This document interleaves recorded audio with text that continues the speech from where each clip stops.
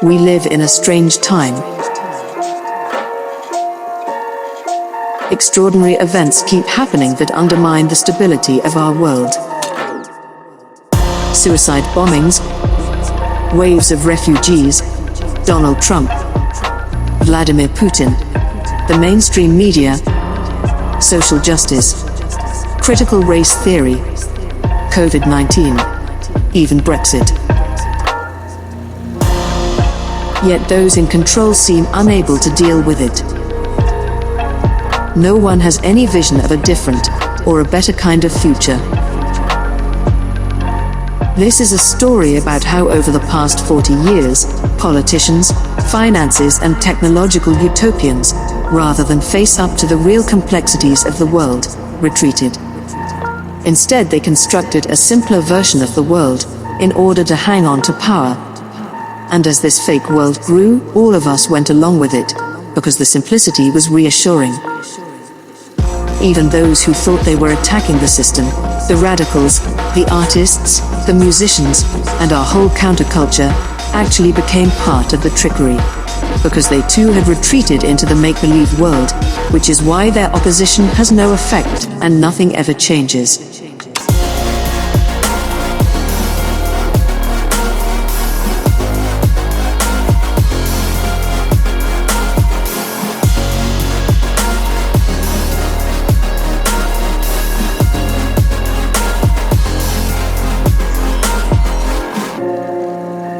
But this retreat into a dream world allowed dark and destructive forces to fester and grow outside.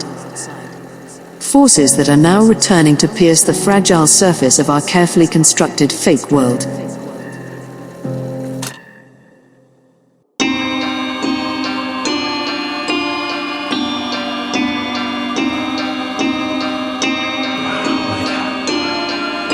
What the heck is that?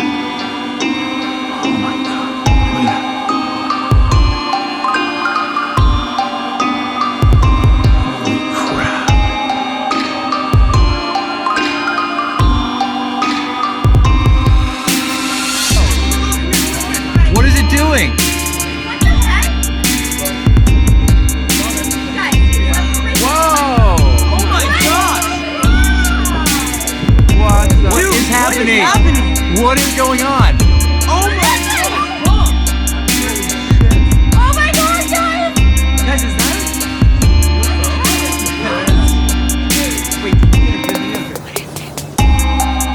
it? In the 1980s, more and more people in the United States were reporting seeing unexplained objects and lights in the sky. At the same time, investigators who believed in UFOs revealed that they had discovered top-secret government documents stated that alien craft had visited Earth. Documents had been hidden for 20 years, and they seemed to prove that there had been a giant cover-up. But the reality of this phenomenon was even stranger. The American government had been fabricating the entire narrative surrounding the UFO phenomenon, at least in America. That they had created a fake conspiracy to deliberately mislead the population. The lights that people imagined were UFOs were in reality new, high-tech weapons the US government was testing at the time. The government had developed the weapons because they, in turn, imagined the Soviet Union was far stronger than it was, and still wanted to conquer the world. The government wanted to keep the weapons secret, but they couldn't always hide their appearance in the skies. So it is alleged that they chose a number of people to use to spread the rumor that these were really alien visitations. One of those chosen was Paul Benefits, who lived outside a giant air base in New Mexico and had noticed strange things going on. Years later, I sat down with Paul at dinner and told Paul exactly that everything we did was a sanctioned counterintelligence operation to convince him that what he was seeing was UFOs, and that what we didn't want him to know was that he tapped into something on the base, and we didn't want him to ever disclose that. We kind of planted the seed in Paul that what he was seeing and what he was hearing and what he was collecting was, in fact, probably maybe UFOs. benefits and others chosen by the agency were, it is alleged, given a series of forged documents. Many of them were top-secret memos by the military describing sightings of unidentified aerial vehicles. The documents spread like wildfire. They formed the basis for the wave of belief in UFOs that would spread through America in the 1990s. This footage, for example, is similar to its modern counterpart.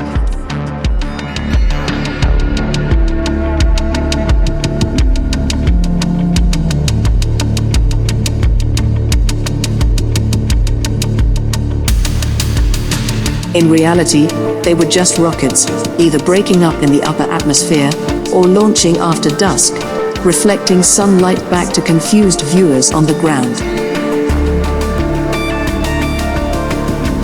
The Falcon 9 rockets are the latest in rocket technology, having the ability to land themselves.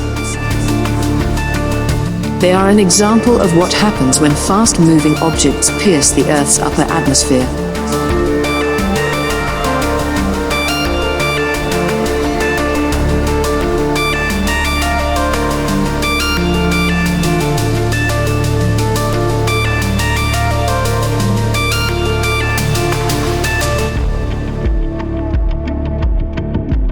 It also contributed to the wider growing belief that governments lied to you, and that conspiracies were real. What the Reagan administration would do, both with Colonel Gaddafi and with the UFOs, was a blurring of fact and fiction. But it was part of an even broader program. The president's advisors had given it a name. They called it perception management, and it became a central part of the American government during the 1980s. The aim was to tell dramatic stories that grabbed the public imagination, not just about the Middle East, but about Central America and the Soviet Union. And it didn't matter if the stories were true or not, providing the distraction people and the politicians from having to deal with the intractable complexities of the real world. Reality became less and less of an important factor in American politics. It wasn't what was real that was driving anything, or facts driving anything. It was how you could turn those facts, or twist the facts, or even make up the facts to make your opponent look bad. So perception management became a device, and the facts could be twisted. Anything could be anything. It becomes, how can you manipulate the American people? And in the process, reality becomes what? Reality becomes simply something to play with to achieve that end. Reality is not important in this context.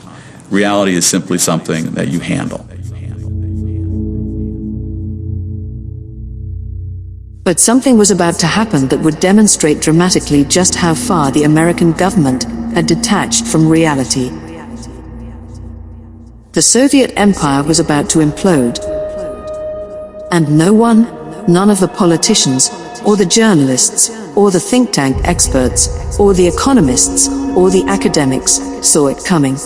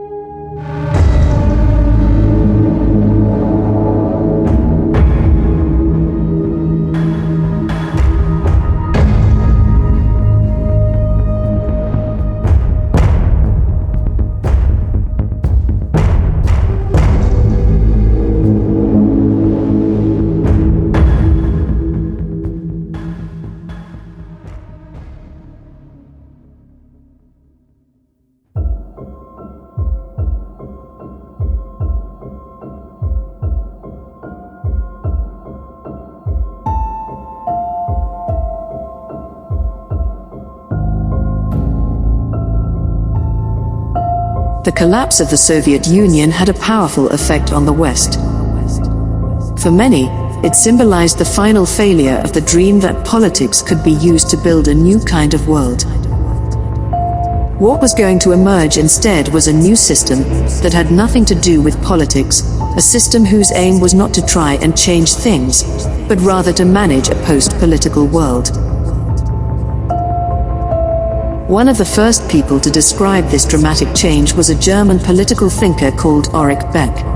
Beck said that any politician who believed that they could take control of society and drive it forward to build a better future was now seen as dangerous.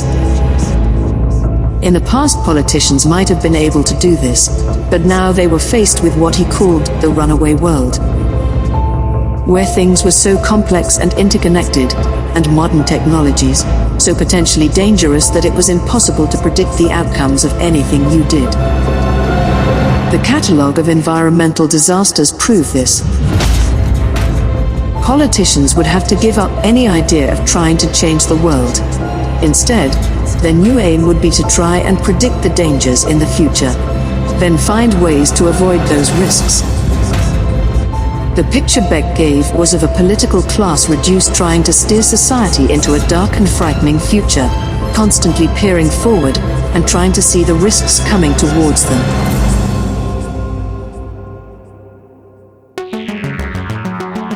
The only aim, to avoid those risks and keep society stable. But a system that could anticipate the future and keep society stable was already being built. Pieced together from all kinds of different and sometimes surprising sources, all of them outside politics.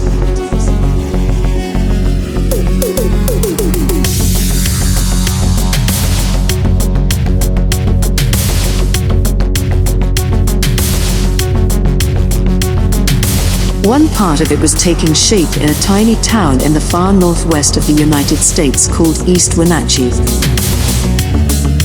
It was a giant computer whose job was to make the future predictable.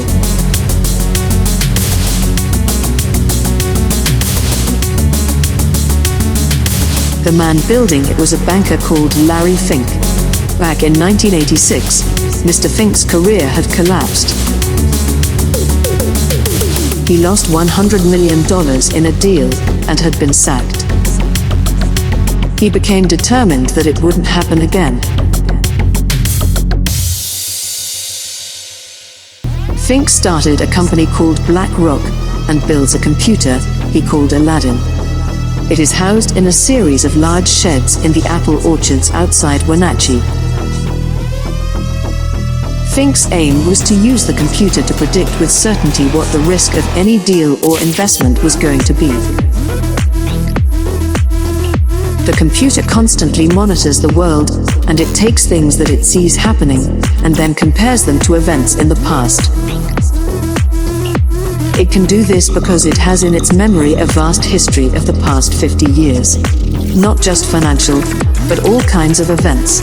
And out of the millions and millions of correlations, the computer then spots possible disasters, possible dangers lying in the future, and moves the investments to avoid any radical change and keep the system stable. Today I'm going to deliver 1.8 million reports. Execute 25,000 reports and avert 3,000 disasters. I'm going to monitor interest rates in Europe. Silver prices drops in the Midwest.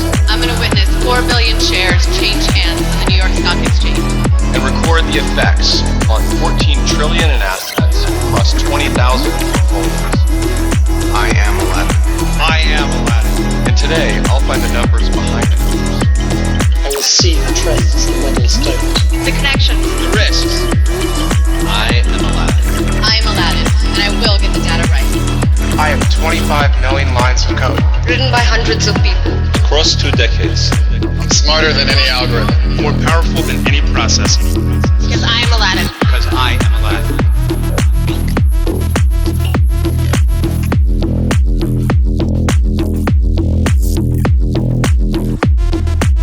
Aladdin had proved to be incredibly successful. The assets it guides and controls now amount up to $15 trillion, which is 7% of the world's total wealth. Wenatchee was also a dramatic example of another kind of craving for stability and reassurance. More of its citizens took Prozac than practically any other town in America. When a person's central nervous system is changed by an SSRI with that medicine, they will view things differently, and they will be strangers. They look at things differently. I have a chemical up here that changes me. I think differently. For me, it was like walking around like this for my whole life and really not knowing that I was nearsighted. I mean, really. I mean, no one had ever offered me glasses. And then all of a sudden, here comes somebody that says, okay, now try these on. Try this Prozac on. And I tried it on, and for the first time in my life, I went, whoa, is this the way reality really is? Your perception can be changed, and it's frightening, it's scary to people. It speaks of science fiction almost.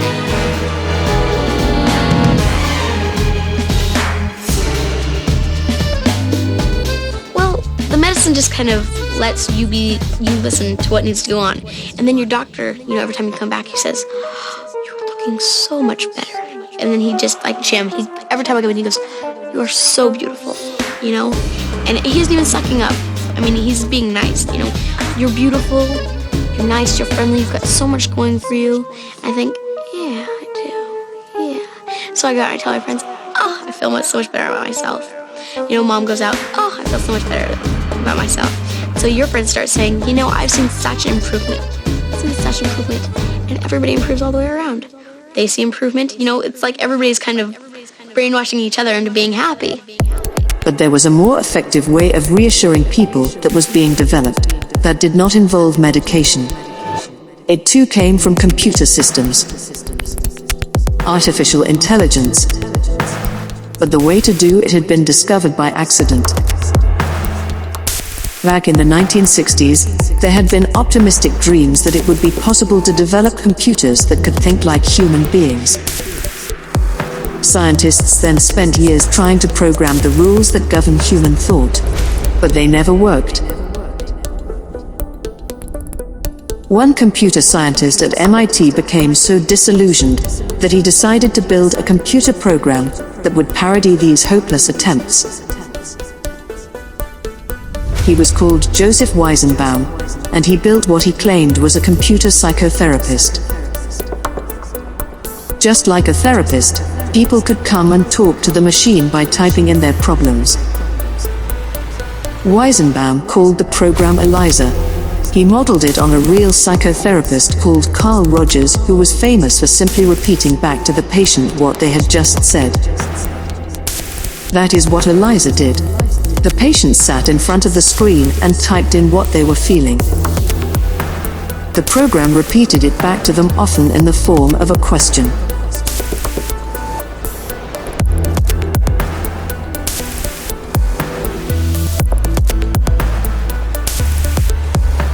Men are all alike.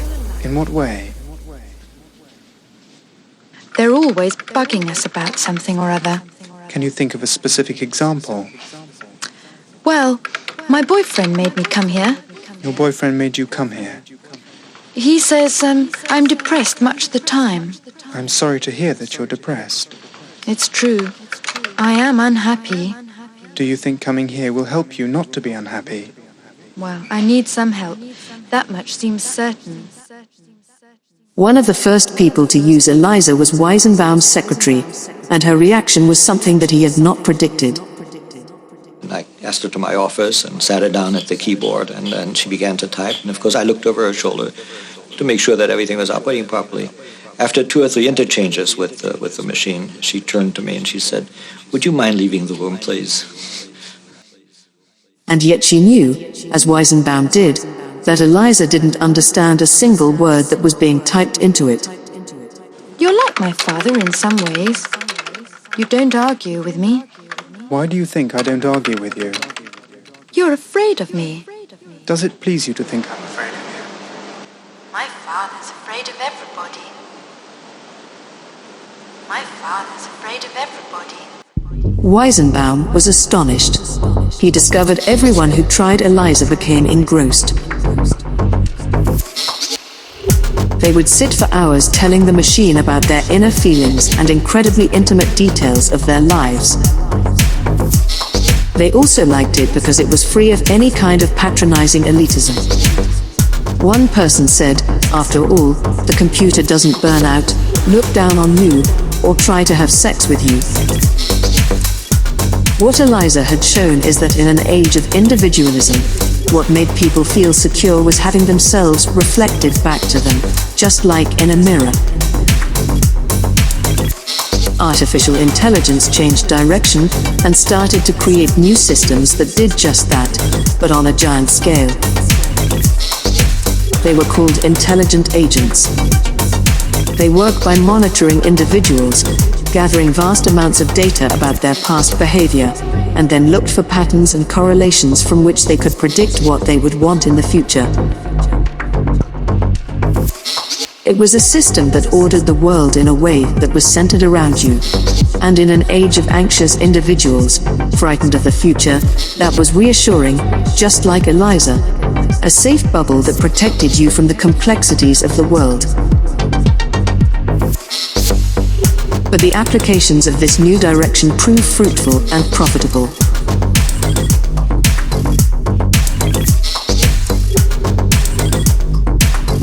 What was rising up in different ways was a new system that promised to keep the world stable. Its tentacles reached into every area of our lives. Finance promised that it could control the unpredictability of the free market. And individuals were more and more monitored to stabilize their physical and mental states.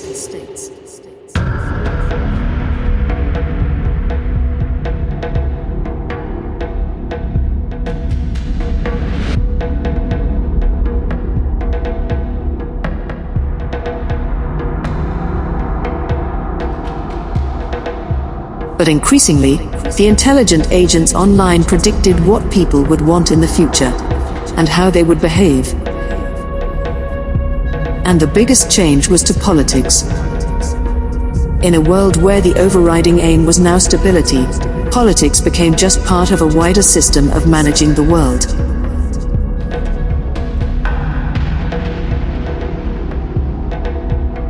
The old idea of democratic politics, that gave a voice to the weak, was eroded.